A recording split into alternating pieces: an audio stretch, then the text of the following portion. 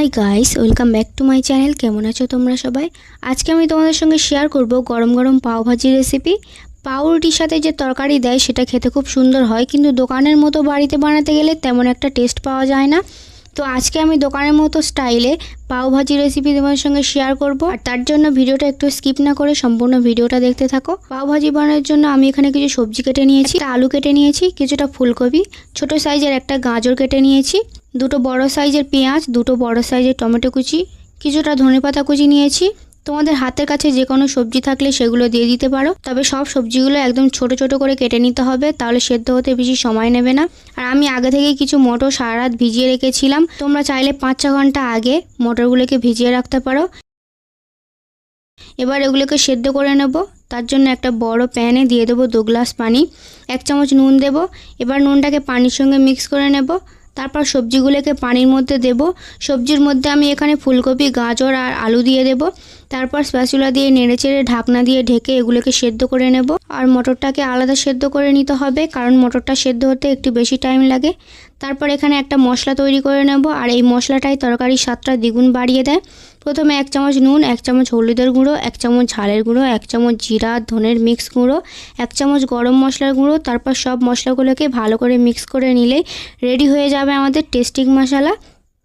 এবার এটাকে সাইডে রেখে গ্যাসে একটা প্যান বসিয়ে বাটার দিয়ে দেব 3 চামচ। হ্যাঁ, অবশ্যই বাটার দিতে হবে, বাটার না থাকলে ঘি ইউজ করা যাবে, তবে তেল দিলে কিন্তু দোকানের মতো টেস্ট হবে না। বাটারটা দিলে টেস্ট প্লাস স্মেলটা দুটোই ভালো আসে। আমি আমুলের বাটারটা এখানে ইউজ করেছি।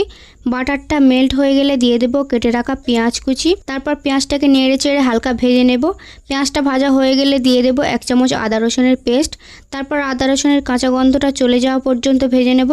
একটু ভেজে নেওয়ার পর এখানে দিয়ে দেব কেটে রাখা টমেটো কুচি। তারপর আবার টমেটোটাকে একটু ভেজে নেব।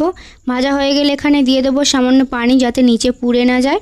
2 মিনিটের জন্য ঢেকে রাখবো। তারপর টমেটোগুলো নরম হয়ে গেলে হালকা ম্যাশ করে নেব।